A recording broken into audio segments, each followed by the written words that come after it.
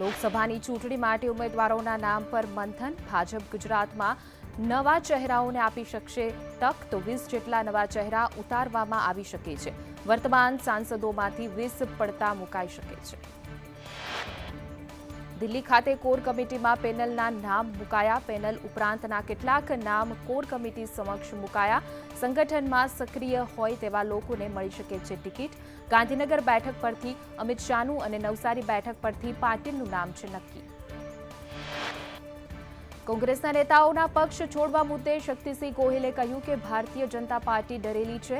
ભાજપ ગાળો આપનારને શા માટે સામેલ કરે છે? કોંગ્રેસમાં હીરો હોય ત્યાં ભાજપમાં જઈને ઝીરો થઈ જાય. શક્તિસિંહે કહ્યું કે વર્ષ 2017માં 17 ધારાસભ્ય ભાજપમાં ગયા હતા. 17માંથી 15 એમએલએ ફરી ચૂંટાયા નથી. કેટલાક લાલચ અને કેટલાક નેતાઓને ધમકી આપી ભાજપમાં લેવામાં આવે છે.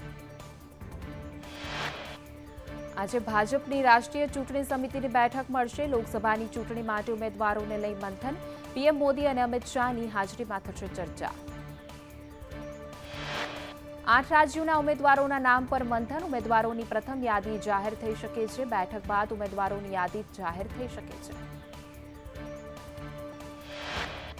100 થી 120 ઉમેદવારોના નામ જાહેર થઈ શકે છે. ગુજરાતની કેટલીક બેઠકોના ઉમેદવાર જાહેર થઈ શકે છે. હિમાચલ પ્રદેશમાં રાજકીય ઘમાસાણ. બાગી ધારાસભ્ય સામે આજે કાર્યવાહી. બાગી ધારાસભ્ય સામે ક્રોસ વોટિંગનો આરોપ છે. અધ્યક્ષ કુલદીપસિંહ કરશે ફેસલો. હિમાચલમાં સુખુ સરકાર સામેના સંકટને જોતા કોંગ્રેસે ડીકે શિવકુમારને નિરીક્ષક બનાવ્યા છે. કોંગ્રેસની પરિસ્થિતિને લઈને નિરીક્ષકો આજે કોંગ્રેસ અધ્યક્ષ ખડગેને રિપોર્ટ સોંપશે. હિમાચલ પ્રદેશમાં કોંગ્રેસનું સુખુ સરકારને બચાવવાનો પ્રયાસ. નારાજ ધારાસભ્યને મનાવવા કોંગ્રેસે નિરીક્ષકો મોકલ્યા શિમલા. બજેટ પર સરકારે મેળવ્યો વિશ્વાસમત.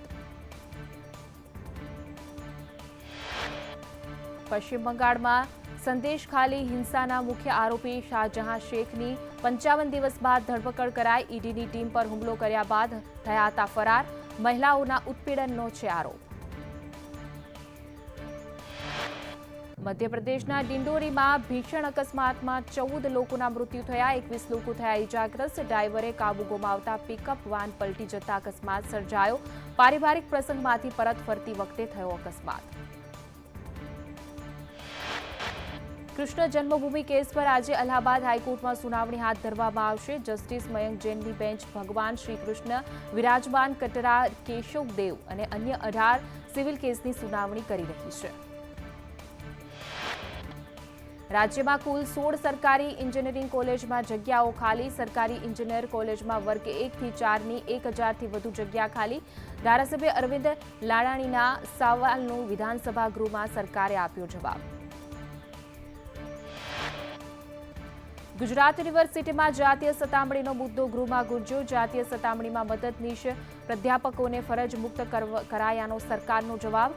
બેફરજ મુક્ત ખોટી નિમણૂકની તપાસ ચાલુ હોવાની સરકારે કબૂલાત કરી.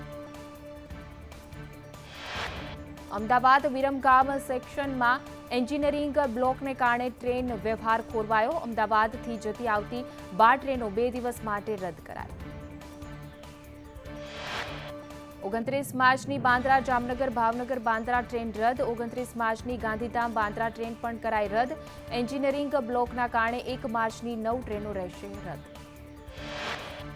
જામનગર બાંદ્રા હમસફર અમદાવાદ વેરાવળ ઇન્ટરસિટી રદ. તો વેરાવળ અમદાવાદ ઇન્ટરસિટી, વડોદરા જામનગર ઇન્ટરસિટી રદ કરવામાં આવી. જામનગર વડોદરા ઇન્ટરસિટી, જ્યારે બાંદ્રા ભાવનગર સ્પેશિયલ ટ્રેન પણ રદ. અમદાવાદ વિરમગામ મેમુ, વિરમગામ અમદાવાદ મેમુ રદ. તો બાંદ્રા ગાંધીધામ ટ્રેન પણ રદ કરાઈ.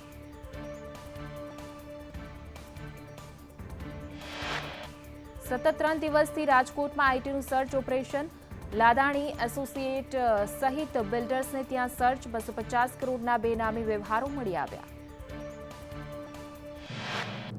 રોકડ અને સોના ચાંદીના દાગીના કબજે લેવાયા. તો બિલ્ડર દાનુભા જાડેજા, અર્જુન જાડેજાને ત્યાં સર્ચ. મહિપતસિંહ ચુડાસમા, મનીષ જાગાડીને ત્યાં સર્ચ.